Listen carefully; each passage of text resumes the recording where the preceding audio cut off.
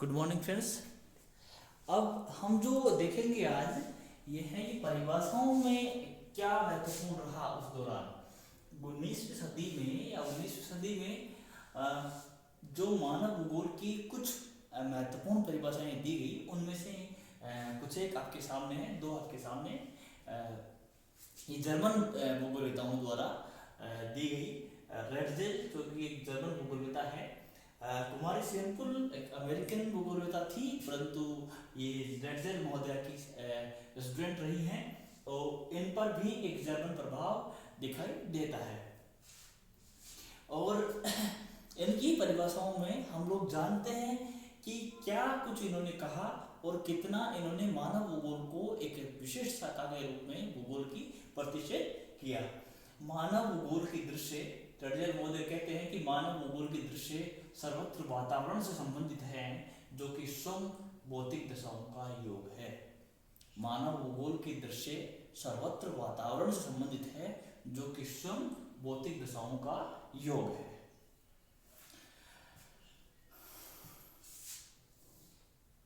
मानव भूगोल की दृश्य भूगोल के दृश्य सर्वत्र वातावरण से, अर्थात जो मानव भूगोल जो विषय हम पढ़ते हैं उनके वो दृश्य जो दिखाई देने वाले भाग वो सर्वत्र वातावरण संबंधित है, अर्थात हमारा जो फिजिकल एनवायरनमेंट है उससे संबंधित है। और वो फिजिकल एनवायरनमेंट क्या है? वो एक भौतिक दशाओं का योग मात्र है। क्या है? भौतिक दशाएं। भौतिक क्या दशाएं? जिसको हम पढ़ते हैं जल, वायु और स्थल, जल और वायु। ये मूल रूप से तीन भौतिक जो एक तरह से क्षेत्र हैं जिनको एक तरह से योग माना जाता है वातावरण का। वातावरण इनसे बना होता है और इन पर काम करने वाले विभिन्न प्रक्रम जैसे तापमान है, आर्द्रता है, वनस्पति है, मृदा है, चट्टाने हैं, हम लोग पर्वत है, पठार है, मैदान है, झीलें हैं, सागर है, सागरीय तरंगे, ज्वार भाटा, लहरें, लवणता जिसको तापमान और तमाम प्रकार की जो हमारे पास सामने दिखाई देने वाले प्राकृतिक ऐसे दृश्य और उनके निर्माण में जिनमें मानव का हाथ नहीं, वो समस्त से हमारे वातावरण से संबंधित है। और वो क्या है? भौतिक दृश्य, मानव भूगोल दृश्य सर्वत्र वातावरण संबंधित जो कि भौतिक दशाओं का योग है। अर्थात ये सब चीजें जो हमने डिस्कस की, जो स्थल, जल और वायु की, हम जिसको हम एक तरह से भूगोल में तीनों के हिसाब से देखा जाए तो हम जियोमॉर्फोलॉजी, हम क्लाइमेटोलॉजी और ओशिनोग्राफी की बात करते हैं, इनसे संबंधित है। और इनसे संबंधित अर्थात मानव भूगोल के दृश्य जो सर्वत्र वातावरण संबंधित है, जो कि स्वयं भौतिक दशाओं का योग है। उसके बाद सैंपल क्या कहती हैं? कुमारी सैंपल कहती है कि मानव भूगोल चंचल मानव और अस्थायी पृथ्वी के बीच परस्पर परिवर्तनशील संबंधों का अध्ययन है। चंचल मानव और अस्थायी पृथ्वी अस्थायी कैसे है और मानव चंचल कैसे है? इस परिभाषा में हमें दो चीज जाननी होगी कि मानव भूगोल जो अब तक हम डिस्कस करते आए हैं, पूर्ववर्ती कक्षा में भी हमने डिस्कस किया था कि मानव भूगोल के विकास को हम पढ़ते हैं तो यूनानी भूगोलवेताओं से लेकर वर्तमान काल तक किस तरह से मानव भूगोल अस्तित्व में आया, ये हमने जाना पूर्व कक्षा में। अब हम यहाँ पर चूंकि मानव भूगोल की परिभाषाएं जान रहे हैं तो मानव भूगोल की परिभाषाओं का हमें बेहतर अर्थ समझ में आना चाहिए। तो वो क्या है? जब मानव भूगोल चंचल मानव और अस्थायी पृथ्वी, अर्थात चंचल मानव चंचल कैसे है और पृथ्वी अस्थायी कैसे है, इसमें मानव और पृथ्वी दिख रही है जो यहाँ पर दोनों चीजों को रिप्रेजेंट करता है, लेकिन मानव चंचल है और पृथ्वी अस्थायी बता रखा है इस परिभाषा के रूप में। तो मानव चंचल कैसा है और पृथ्वी अस्थायी कैसी है? पृथ्वी पर स्वयं कुछ इस तरह के भूदृश्य निर्मित होते हैं और वो विघटित रहते हैं। निर्मित होते हैं, फिर विघटित होते हैं, फिर निर्मित होते हैं, फिर विघटित होते हैं। अर्थात यहाँ पर भूदृश्यों का एक चक्र चलता रहता है और कुछ यहाँ पर स्थायी नहीं है। क्रियाशीलता का सिद्धांत जिसको हम लोग यहाँ पर लागू करें पृथ्वी पर, तो वो भी यहाँ पर लागू होता है। अर्थात पृथ्वी पर जैसे कि सागर देखते हैं, सागर में लहरें गतिमान रहती है, तट का अपरदन करती है, कहीं पर निक्षेपण करती है, कहीं बीच बनाती है, कहीं पर पुलिन बनाती है, बीच या पुलिन बनाती है, कई जगह पर सागरीय कंदरा बनाती है, कई जगह पर जो कह सकते हैं कि क्लिफ बनाती है, भृगु बनाती है, कई तरह स्टेक बनाती है, कई तरह पर झील लेगुन बनाती, कई तरह पर क्या बनाती है। और स्थल भागों पर देखते हैं कि हम लोग कि जो अपरदन के प्रक्रम हैं, जो अनाच्छादन के प्रक्रम है, वो काम कर रहे हैं कि जैसे कई पत्ता चट्टान रखी हुई है, हमें दिखता है चट्टान स्थिर है, लेकिन चट्टान में धीरे धीरे कुछ या तो उसमें कमी हो रही है या उसमें वृद्धि हो रही है। तो वो सब चीज़ें पृथ्वी पर कोई भी चीज़ एक तो जो हमें दिखाई देती है, कुछ पहाड़ है उस पर परिवर्तन हो रहा है, नदियाँ अपरदन कर रही हैं, कुछ भागों मैदानों में नदियों द्वारा जमाव जैसे ना जो अपरदन के रूप में जो मलबा बहा कर लाएगा उनका जमाव किया जा रहा है और सागर तक उनको पहुंचाया जा रहा है। तो इस प्रकार वनस्पति कभी बीज होता है, कभी पौधा होता है, कभी वृक्ष होता है, उसके बाद वो फिर वृक्ष से फिर एक निर्जीव वस्तु के रूप में तब्दील होता है और जो पदार्थ भूमि से लिए थे वो वापस भूमि मिला दिए जाते हैं। तो इस प्रकार पृथ्वी पर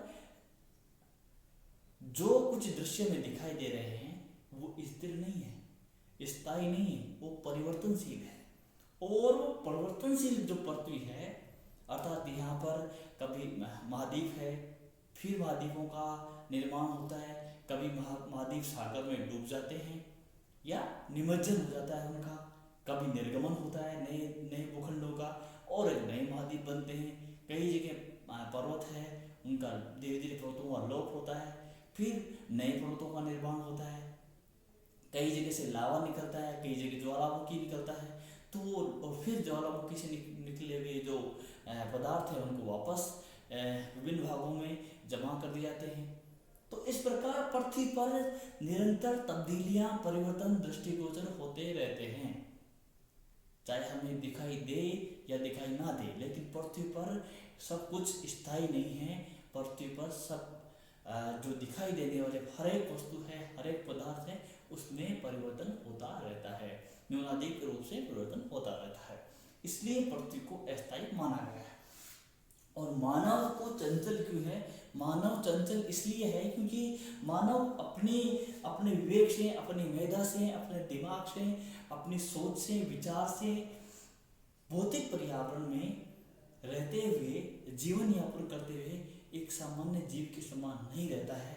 वो जीव से कुछ अलग केंद्रीय भूमिका रखता है जो वातावरण में बदलाव लाते रहता है। अगर हम मानव का इतिहास देखें तो एक तरह से कहते प्राइमेट जो मानव थे उससे लेकर आज तक के मानव में कितना अंतर आ चुका है। अगर मानव चंचल नहीं होता, मानव एक तरह से जड़ होता या अन्य जीवों के समान होता, उतना परिश्रमी या तरह से कहें कि